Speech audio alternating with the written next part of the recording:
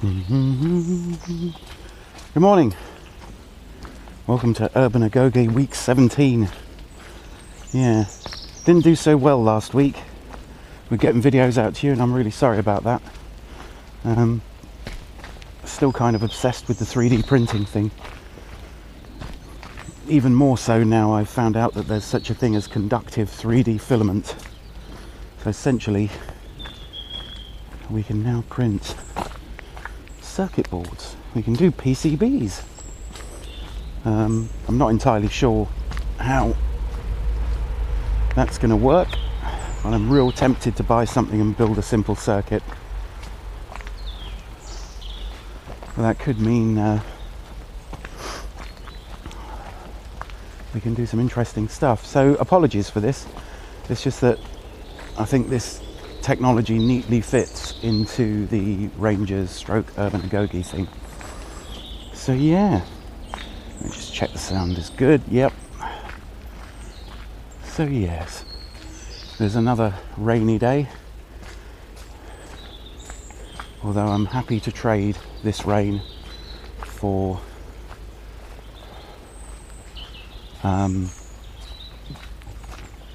good weather at the weekend.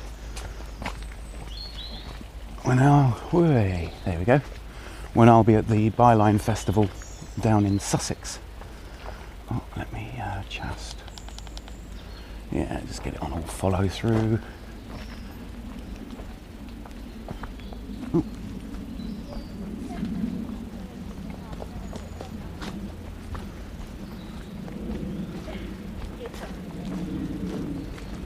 Morning. Oh, not the best really, I think.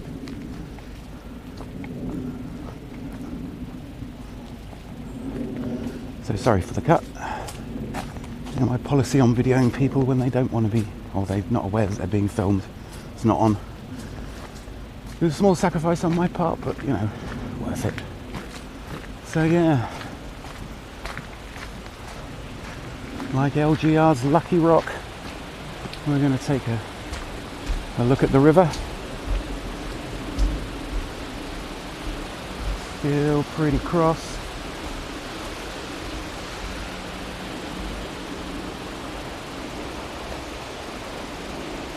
Yeah, not as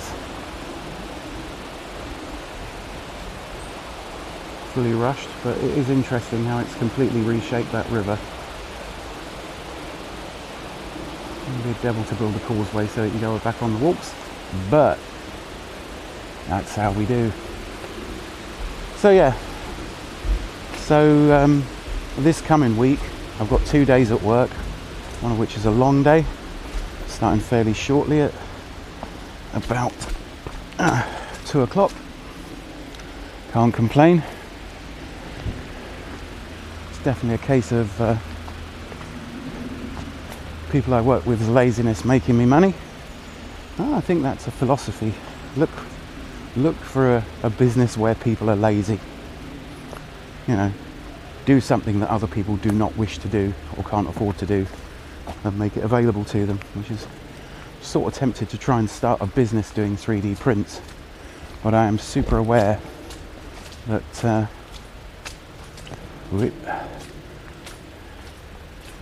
I'll have to design everything, which is a shame because I really think that the design for the little 3D printed knife is good. I might have to subtly change it or start from scratch. So yes, maybe square off the end or do my own Stanley knife holder. So it's all good. Yeah, so I'm at the Byline Festival, which is a festival about the theme of this music festival is how to change the world. Yeah, and we know all about that. So my question to the people that watch these videos is, given a completely free hand, what are the 3 things you'd do in order to change the world? Or even just the country that you're in? Given that the original point of Urban Agoge aside from getting me off the couch, was to indulge in my main preoccupation, which is the world could be better.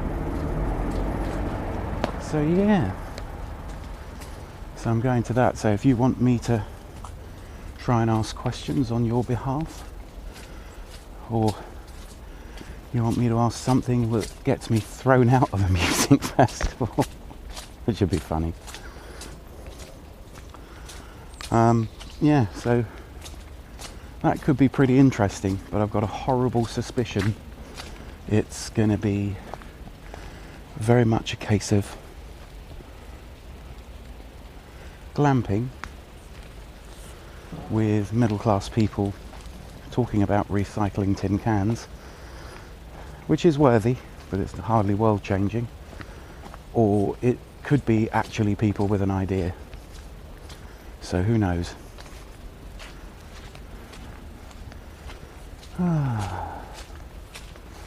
Funny old world.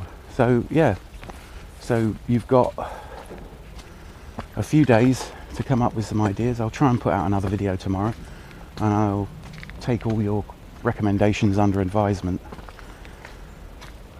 But I've been kind of, another reason for no videos, kind of paralysed by that question myself. It's like, how do you do it? You look at all the people that have managed to get across,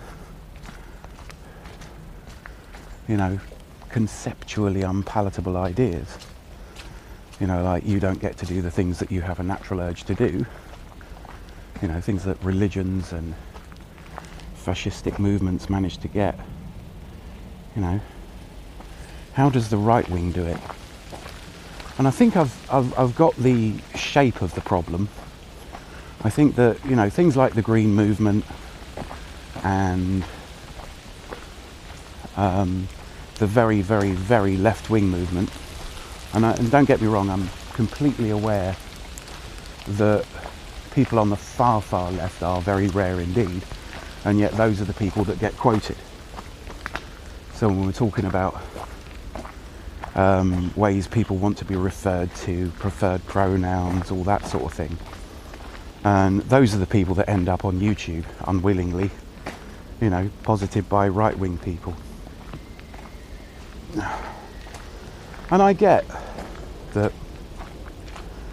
you've got to shout pretty loud in order to change stuff, and you've got to demand, you know, a bigger step than the one that you think you'll actually get. You know, you've got to ask for too much in order to maintain a compromise, and I get all that, and I get that that's how you make the change that you want to see in society. You know, it doesn't leave much room, and it sometimes alienates people who would other be allies. But, you know, you push for more than you think you're going to get. You know, it's like I think the people that are on the bleeding edge, and I mean that quite literally, of societal change, are aware that they've got to push twice as hard to get half as far, and I understand that. I mean, I can't understand where they're at because I've got a certain amount of privilege.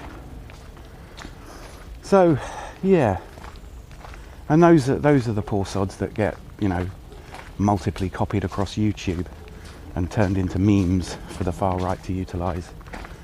And I get that the concept's too much for a lot of people, so all that they see on their Facebook feeds and on the increasingly rarefied news bubbles that they inhabit.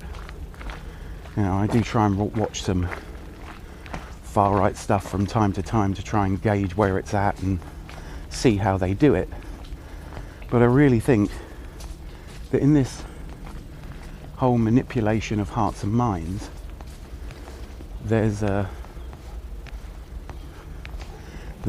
definitely a certain amount of winning strategies that are being used by the far right, which is a shame. And I think where the far right wins out is they always offer to give something to people, whereas the left always seem to be wanting to take it away. So you become ultra green, ultra liberal, and ultra left, and your speech patterns are required to change. Fair enough. I remember when Ms or MS or Ms, I don't even, there's no way of saying it without sounding crappy, but Ms instead of Miss or Mrs. I totally agree that, you know, a general conversation with a person, you know, if they don't wish to reveal their marital status purely as part of their name, then that's down to them. But I am an old and crotchety person, and I remember when it wasn't a thing. I remember when it was seen as political correctness gone mad. You know, just having an equality of word use between the sexes was considered going too far, and Ms was a slur. You know, they tried to co-opt it into a slur. Now, thankfully, that didn't happen. So I get preferred pronouns if someone's trans. You know, it's going to take me a long time to get used to they, them, and I've never liked folks. I'd much rather refer to people as people, as in, hey there, people. You know, I try to police my use of the term guys, but that was, you know, my mum used guys to refer to men and women at the same time, and but I get that where that's very much a masculine pronoun or a masculine group term, a plurality term. So yeah, and I get that it's got to be frustrating if the default is, you know, white male. And I think one of the ways where we can shockingly change the way the world deals with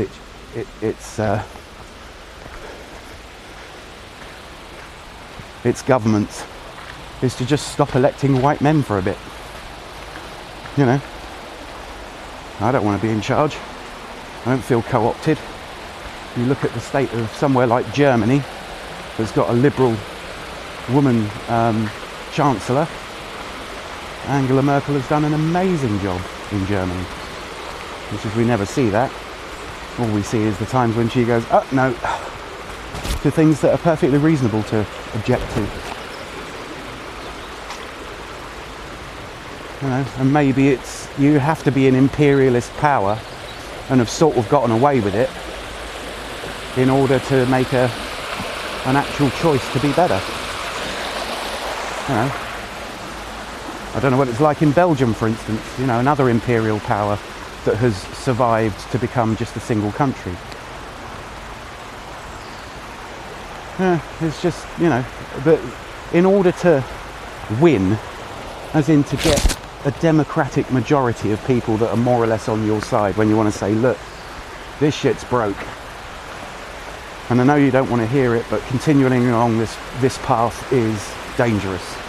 Continually invading other countries and creating ever more generations of people that hate your country is a bad move.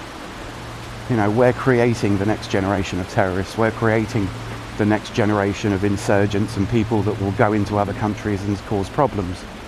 You know, things like the Mujahideen, the Islamic State, you know, all those people, you know.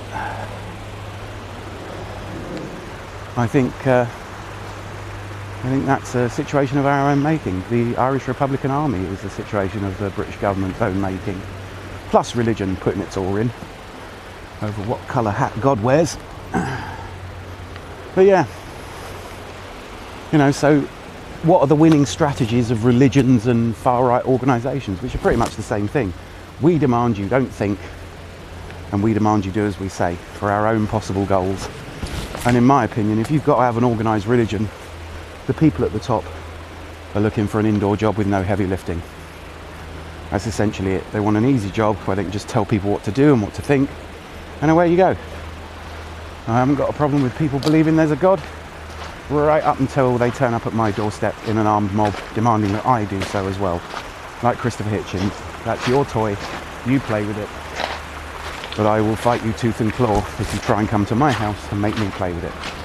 And the thing is the vast majority of people with an idea of religion are quite happy to do that. You know, the closest I can get to religion is the universe might actually be conscious, but it's so amazingly massive,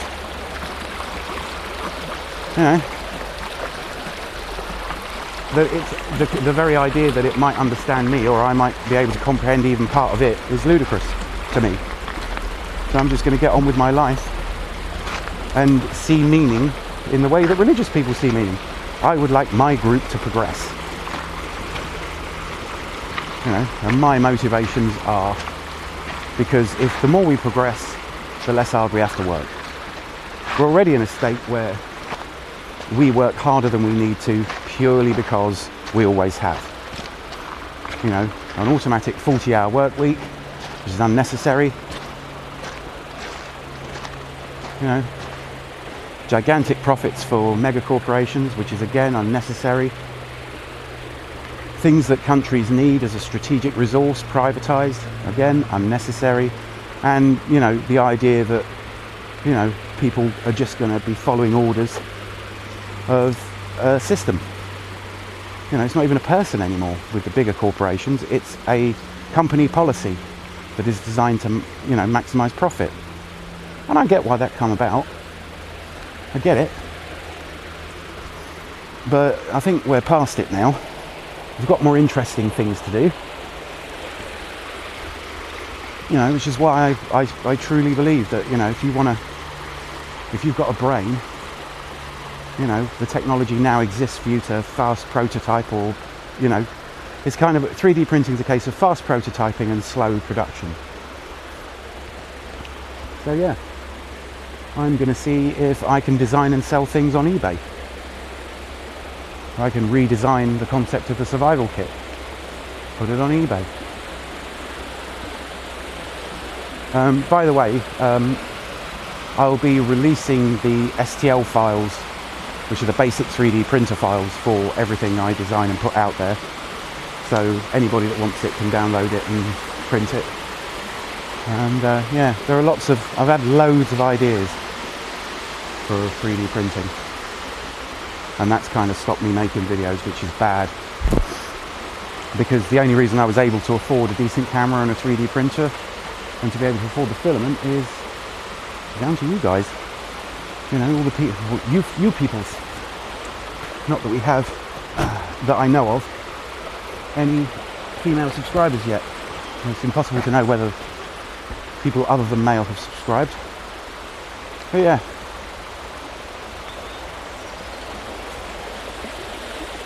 So, you know, there are loads of ideas that I want to bring about with Urban Agozas. You know, sort of like a certain amount of self-sufficiency, you know, all the things that you know, if you've watched Rangers, that you'll know that I'm into. The idea that I could grow my own food. Or how much of my own food can I grow? How much of my own power can I generate? You know, is it possible, in fact, to start coming off grid in a suburban semi? I don't know. But it'd be a useful thing to know. Yeah. It's all, there's a lot to do. And I'm only one person.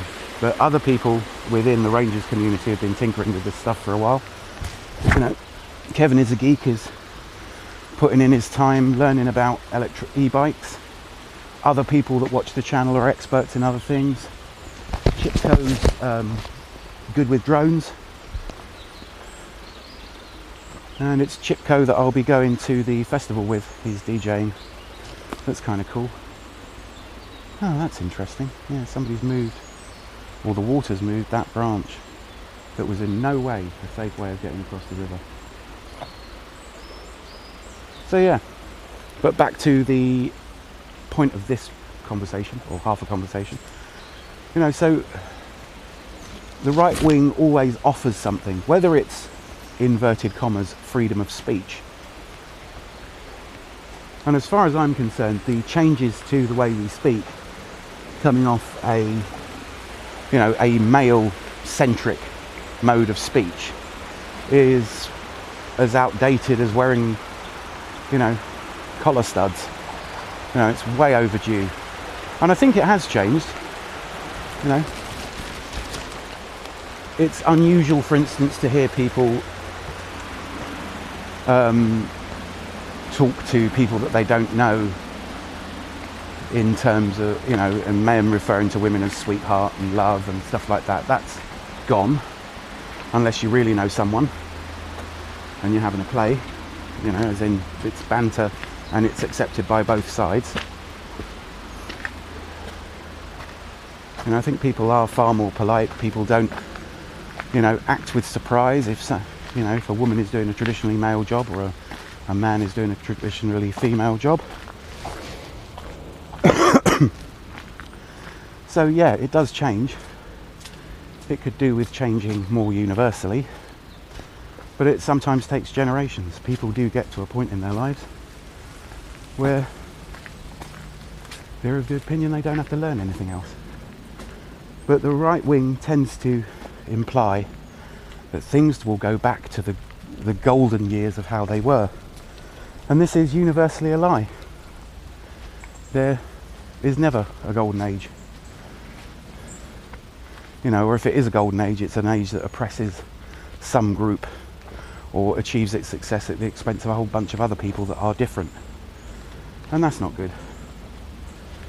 You know, there is no golden age. Generally speaking, if you're reminiscing or you have nostalgia for a particular period in time, it's probably when you were a child and you weren't aware of all the things that were going wrong in the world. Things aren't getting continually worse. We're better informed than we ever have been. We've got access to the ability to do more stuff than we ever have. You've got access to virtually all the information in the world. You've got access to technology that allows you to be creative or save time or do things more conveniently. You got all that. But yeah, there never was a golden age. But that's what right-wing groups and religions offer. You know, they're trying to make out that you're going back to an era that didn't exist. And that is something that they're giving to people. They're giving you that hope of it returning to how you remember it. They're giving people, you know, the ability to, you know, be patronising or rude to people that they don't consider as important as themselves. But despite the fact that those things that they offer to give to people are bullshit, you know, it still feels like the left is making life harder and the right is taking you back to a time where things were, in your mind, easier. You know, and they just weren't. You know, generally speaking, the past is almost always more horrific and less humane. You know, less generous, less welcoming and accepting of people that are different. You know, it's like whole mob rule thing. So, you know, maybe fascism and far-right rhetoric offers you a chance for things to be simpler for you if you can't be bothered to think your way out of the problem. That said, imagine a truly left-endorsed lifestyle where everybody is accepting of everybody else and everybody has access to opportunities and everybody, you know, has the basics required for a fulfilling life with the chance to do other things. That's always pitched as things we will take away from you and your family. And that's no way of doing it. So what can the left give, you know, to the general public? What is your gift, oh left-wing thought process? You know, we've got to work out what we give. You know, if you can come up with a simplistic 10-point plan, I mean, if a government truly could deliver to me and my descendants, right, your children will never go hungry, your grandchildren will never go hungry, your children will never go homeless, nor will your grandchildren. They will be well educated. They will have access to opportunity. That's really all a government can do. You know, a certain amount of security, a certain amount of safety net, and a certain expectation of quality of life. That's kind of their job. And they never talk about that because they, you know, largely from what I can tell, I could be wrong, is the left wing is very rarely interested in that. You know, I think the sort of person that becomes a politician is the sort of person that wants to tell people what to do. You know, and they failed to learn the lesson of leaders eat last. It's a chore leading people, because an effective leader isn't just there to tell people what to do. It's a bit like an effective startup. You know, say you've got 10 people in your startup. The best way to get the best people and the best loyalty is to give away stock, so that, you know, your success is their success. And that's what they do in companies in Germany. You know, it's what they do in progressive companies here. It's what they've stopped doing at Amazon. So, yeah. Imagine your perfect society and try and figure out how you would pitch it to people that are skeptical. You know, sadly, humans are motivated by what do I get, on the whole. So yeah, tricky stuff. So yeah, you know, you would have to have restrictions on, if you introduced universal basic income, which would be a great thing, give people a world of opportunity. You'd have to slow down inflation to stop inflation just completely making universal basic income meaningless. You know, and to a lot of companies that means that, I think that core services should not be allowed to increase monetarily.